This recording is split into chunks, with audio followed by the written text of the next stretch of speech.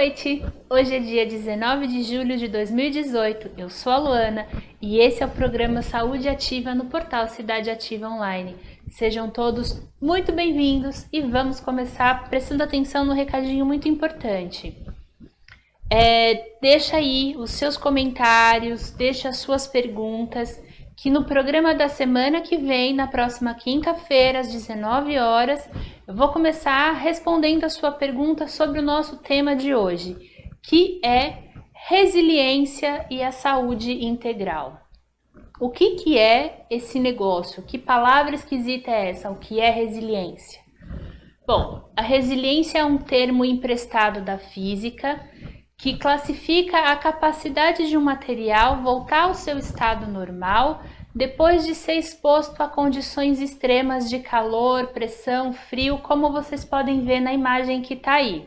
A gente tem uma primeira imagem mostrando um material retinho, bem apoiado, sofrendo uma pressão de cima para baixo e se curvando na imagem de baixo. Então, na física, eles colocam determinada pressão, marcam e veem o quanto ele aguenta e volta ao normal depois dessa pressão. A mesma coisa é mais ou menos o que acontece com essa esponja aí que vocês estão vendo do lado. Quando a gente segura uma esponja na mão, aperta, amassa e abre a mão de novo, aos pouquinhos ela vai voltando ao seu formato natural. E ela tá sempre retinha daquele jeito para você usar e lavar a sua louça. Mas quando a gente fala de resiliência humana, tem algumas adaptações. É sim a capacidade do ser humano de passar por situações difíceis e voltar a um estado de equilíbrio, mas ela é acrescida e compreendida de uma maneira um pouco mais completa como sendo a capacidade de adaptação, compreensão e ação positiva em momentos de pressão ou situações de riscos ou adversas que a vida naturalmente apresenta, que são os chamados fatores de risco. O que são esses fatores de risco? A perda do emprego, por exemplo, é um fator de risco, ou uma mudança de emprego, ou uma reestruturação da equipe toda, né? Mudança num sistema também é uma situação adversa. Despejo é uma situação adversa. O divórcio, o término de algumas relações, a mudança de casa, de cidade, de país, o nascimento de um filho ou a chegada de um irmão para uma criança, por exemplo.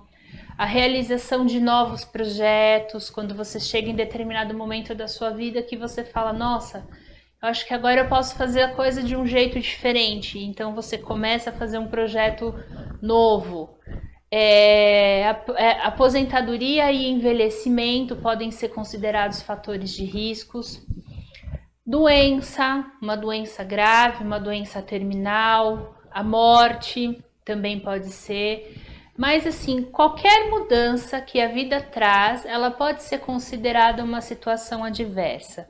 Então assim, todas as situações que a vida apresenta e que você precisa de determinado enfrentamento, é considerado um fator de risco porque te coloca numa situação de estresse. Vamos usar um exemplo muito claro de como isso funciona. Um casal descobre que vai ser pai, né? Vão ser pais, ali vai nascer um neném. Então, assim, a mulher tem todo esse período de compreensão e adaptação com essa primeira fase de gestação. E o homem, mais ou menos ali, entendendo como vai ser essa coisa de ser pai. Então, começa todo o processo de gestação. Depois do processo de gestação, tem o processo de nascimento do bebê. Depois que o bebê nasce, finalmente tem aí todo um processo de adaptação para essa nova família. Então, é uma situação estressante. Se você não sabe o que é uma situação estressante, procura lá no YouTube, na playlist do programa Saúde Ativa. Há o programa que fala sobre estresse, depressão e terapias naturais para entender melhor como funciona esse esquema do estresse e que vai exigir então desses novos pais e desse pequeno serzinho que está chegando também uma adaptação. Então ele vai começar, é uma nova realidade onde precisam ser feitas ações e mudança de estratégias de vida para que haja a harmonia. Então, a quem esses fatores de risco afetam? Todo mundo. Crianças, adolescentes, adultos, idosos. A criança, quando ela é filha única por muito tempo, chega um irmão, né? O casal adota ou tem um novo bebê. Ela precisa se adaptar a essa nova realidade, entender que ela divide agora os pais com mais um ser. Ou primeiro dia de aula, adolescentes com todas as mudanças no corpo e adultos com todas as intempéries que a vida traz, né, para a gente poder aprender a crescer, se desenvolver e tudo mais. Idosos com a dificuldade com o corpo mesmo, que vai parando um pouco de funcionar, não tem mais a mesma agilidade, também é uma forma de desenvolver a resiliência. O que é importante entender quando se fala de resiliência para todo mundo é que cada faixa etária tem os seus fatores de risco específicos e o enfrentamento desses fatores de risco, quer dizer, a maneira como se lida com eles, muda de acordo com os padrões de crenças de cada indivíduo e podendo afetar as condições de saúde. Então, se uma pessoa não consegue lidar de uma maneira equilibrada, ela pode, então, acarretar doenças no seu corpo, pode acarretar doenças psíquicas. E entendendo isso, que o meu comportamento, a maneira como eu lido com as coisas que acontecem na minha vida afetam a minha estrutura, podem afetar o meu equilíbrio emocional, o meu equilíbrio físico, me faz pensar sobre por que é importante a resiliência na questão da saúde integral que a gente vem abordando, né, todos esses programas. É o seguinte, ela é muito importante porque é através dela, da resiliência, que a superação acontece, que a gente consegue aprender a lidar com a dor, consegue aprender a ter paciência com o corpo, no momento de regeneração depois de um acidente, por exemplo, ou de uma gripe forte, ou de alguma doença que tenha acometido o corpo, ou ainda é ela que faz com que a gente se adapte, por exemplo, a uma reeducação alimentar, a prática de exercícios físicos, atividades físicas para quem não tem o hábito.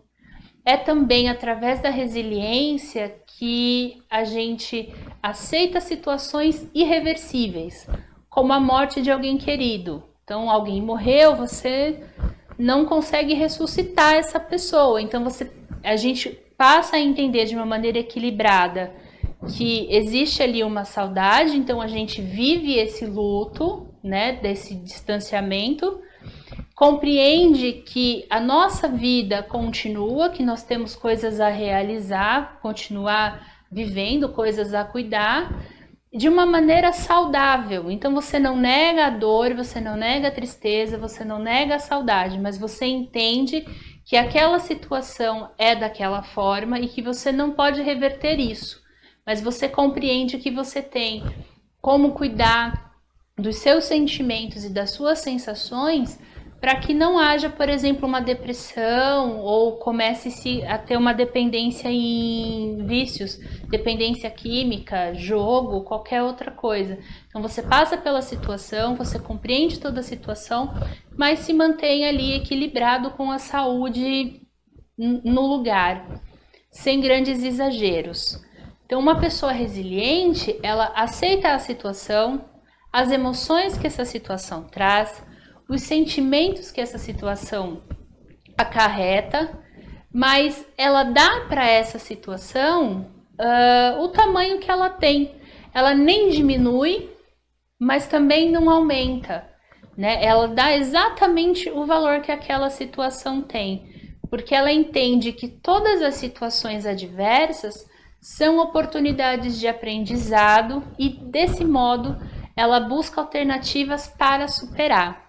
Uma pessoa resiliente compreende aquele ditado que diz que não podemos controlar os ventos que sopram, mas podemos ajustar as velas para chegar ao nosso destino. Então essa pessoa, uma pessoa que tem um comportamento resiliente, que pensa de maneira resiliente, ela busca recursos e se adapta aos novos métodos e procedimentos para alcançar os seus objetivos, manter o seu corpo e a sua mente saudável e reestruturar ou manter a harmonia da sua vida. Então, por exemplo, uma pessoa que mudou de emprego, estava acostumada a trabalhar de um jeito numa determinada empresa. Quando ela muda de empresa, é a mesma coisa que ela fazia, ela trabalha no mesmo setor, só que a maneira de trabalhar dessa outra empresa é diferente. Então ela precisa aprender todo esse novo procedimento, ela precisa aprender toda essa nova forma de trabalhar e então interagir e começar a desenvolver dentro dessa nova metodologia. Ela consegue fazer isso de uma maneira positiva. Então, tem o incômodo da mudança, sim, né? A pessoa resiliente, ela percebe o incômodo da mudança, mas não é uma coisa que paralisa, não é uma coisa que incomode em profundidade. Então, ela mantém o equilíbrio, aprende o que precisa ser aprendido e transfere e muda toda a situação.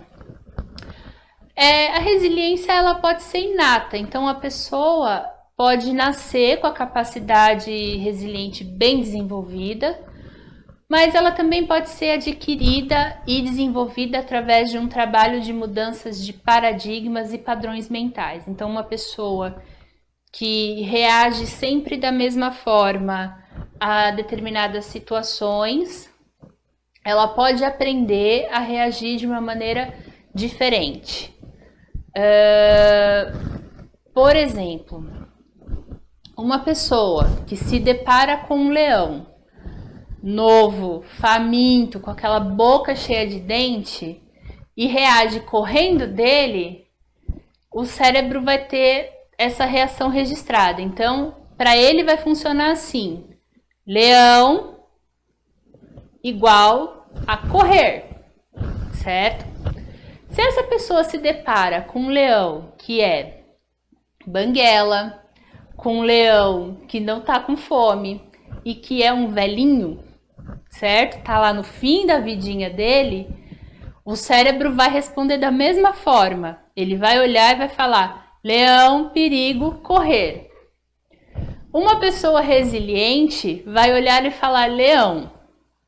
Como está esse leão? Com fome, sem fome, tem dente, não tem dente? Qual é a idade desse leão? E ela vai entender que é um leão velhinho, que não vai atacar, que tá tudo bem, começa a ter uma reação diferenciada. Aí o cérebro começa a entender: poxa, nem todo leão é perigo, então nem sempre eu vou precisar correr, certo? Agora, como é que profissionais da saúde, de uma maneira geral, mas em especial um naturólogo, pode ajudar uma pessoa a desenvolver um padrão resiliente?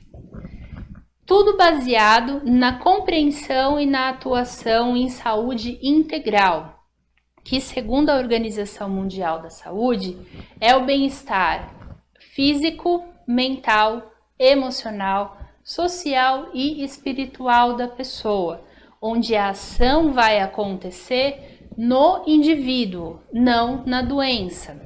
Por isso que a gente começa a entender a importância de se desenvolver a capacidade da resiliência dentro de cada um. Então, essa compreensão e essa atuação naturológica vai auxiliar o indivíduo a desenvolver a resiliência, saindo de um padrão de resistência. Resistências às dificuldades equivale aqui àquele primeiro período de luto, que é a negação, Então a gente não acredita que aconteceu com a gente não aceita que aquilo tá ali. E vamos fazer então um parêntese para entender a diferença entre resistência e resiliência. A resistência, ela é uma primeira fase do processo que se chama resiliência. Então, voltando lá na física, quando eu pego aquela esponja, coloco toda a minha força nela, eu vejo a capacidade de resistir a esse movimento daquela esponja. Quando eu solto, eu vejo a capacidade dela voltar ao normal. Mas com o tempo, ela vai ficando deformada. Então, se eu começar a fazer isso por muito tempo, eu vou vendo que a resistência daquela esponja é muito pequena diante da capacidade dela de voltar ao normal. Outro exemplo importante para a gente entender a diferença aí de resistência e resiliência. Uma árvore centenária de tronco robusto, copa grande, ela é uma árvore geralmente muito resistente. Então, se tem bastante água, ela resiste bem. Se não tem água nenhuma, ela resiste bem. Afinal de contas, são 100 anos vivendo naquele lugar. Se tiver muito calor, ela resiste bem. Se tiver muito frio, ela resiste bem. Se ventar, ela resiste bem. Mas tem uma questão, o fator tempo, né? Se ela começa a ter ventos muito fortes em cima dela, ela pode ter as suas raízes abaladas, pode cair, os galhos podem quebrar e aí a resistência dela vai caindo. Um bambu não. Se você pensar no bambu, ele vai ventar bastante, ele vai mexer bastante, ele tem uma coisa chamada flexibilidade. Que embora aquela árvore centenária, enorme, belíssima, apaixonante, que deve ser cuidada, deve ser preservada, não tenha, ele também é uma planta belíssima, mas ele consegue se adaptar aos movimentos do vento, sem abalar a sua estrutura. Mas ele resiste bem a pouca água, resiste bem a muita água, resiste bem ao sol, resiste bem ao frio. Mas ele tem toda uma estrutura, por exemplo, de armazenamento de água. Para sobreviver algum tempo aí, se não chover, ele fica bem, ele mantém a sua vida. A árvore frondosa não, né? Isso vai acontecer porque ela está o tempo todo pegando a água que cai do solo. Então, a resistência ela é só um primeiro passo dentro da resiliência. Onde mais essa compreensão e a atuação naturológica pode ajudar? Ela ajuda ali naquele lugarzinho da ação e do pensamento negativo, ajudando a transformar para uma reflexão e a observação das possibilidades. E ações que sejam positivas e que levem o indivíduo a essa superação. Lembra que a gente falou lá atrás, agorinha mesmo, que é um processo. Então na resiliência você tem essa parte da resistência, aí você tem a parte da aceitação, depois da aceitação você tem toda a elaboração da estratégia, né, porque você compreendeu como está funcionando, e depois que você elaborou essa estratégia com atitudes diferentes, você coloca essa atitude diferente em prática e pá, superou, você conseguiu virar a página.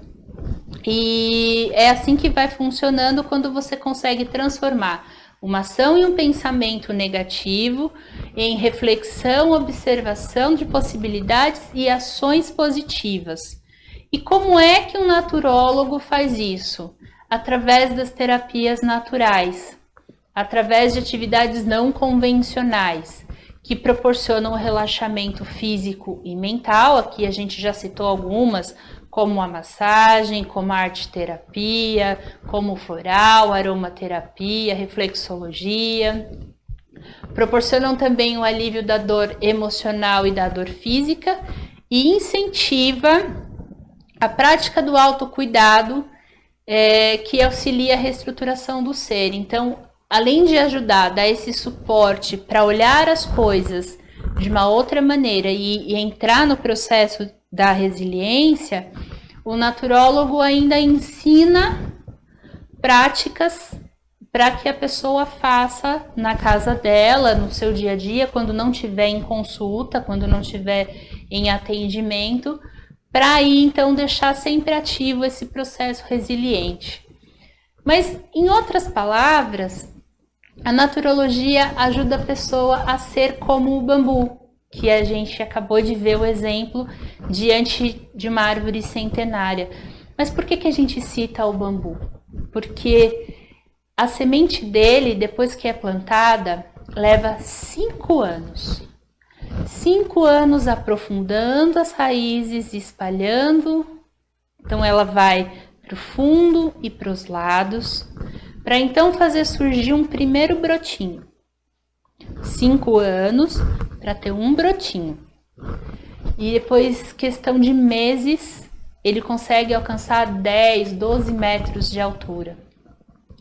E ele pode ser capaz de enfrentar muita chuva, pouca chuva, muito sol, sol nenhum, ventos muito fortes que podem fazer com que ele leve a pontinha dele lá de 10 metros a tocar o chão e voltar sem quebrar. Porque o bambu, ele tem a sabedoria dentro de si de ser flexível e manter as suas raízes firmes no chão e a sua vontade de tocar o céu. Então, quando a gente adquire esse comportamento resiliente, a gente mantém vivo na gente os nossos objetivos, a gente mantém vivo a nossa missão, o nosso propósito de vida, e a gente se adapta e se adequa às circunstâncias para conseguir chegar onde a gente precisa chegar. Ser resiliente é adquirir sabedoria para viver. E quando a gente adquire a sabedoria para viver, a gente mantém a nossa saúde integral, o nosso bem-estar biológico, psíquico, espiritual e social, todo em harmonia. Então, ser uma pessoa resiliente é ser uma pessoa que vive em harmonia e que cultiva a paz dentro de si.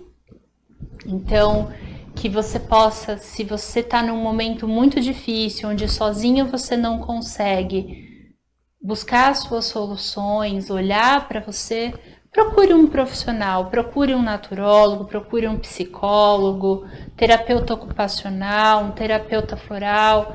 Certamente você vai ter o apoio que você precisa para conseguir colocar a sua vida no eixo e treinar o seu cérebro a responder de maneira resiliente para tudo aquilo que acontece com você. Se você quiser, se você tiver curiosidade de entender como funciona, eu me coloco à disposição, pode entrar em contato. O Espaço Bem Me Quero Naturologia está de portas abertas para você e vamos cuidar de você. Entre em contato e vem cuidar de você. Quero lembrar que as perguntas a gente vai responder na semana que vem e quero lembrar também que a promoção para ser um patrocinador do portal Cidade Ativa Online ainda está correndo, ainda está funcionando, então é só você entrar em contato pelos números 11 99903 8834 e 16 99316 6699. São mais de 135 mil pessoas sabendo que você existe, sabendo que você tem um serviço para oferecer, que você vende produtos de qualidade. Entre em contato, vale a pena se informar, saber como funciona e investir um pouquinho na divulgação daquilo que você faz. Outra coisa importante, teve o bazar, né? Então, o bazar da Casa Beneficente Dr. Adolfo Fritz foi muito bacana. Vamos ver se em breve eles fazem mais, mas esse final de semana Vai ter atendimento na Casa Beneficente Dr. Adolfo Fritz com os tratamentos espirituais, lá na Estrada da Caputera, número 902, na Caputera, em Cotia. Nesse sábado agora, dia 21 de julho, a partir das 9 horas da manhã, lá em Cotia, e no domingo, dia 22 de julho, na Rua Américo Daniele, número 507, no Parque das Laranjeiras, em Araraquara, a partir das 8 horas da manhã.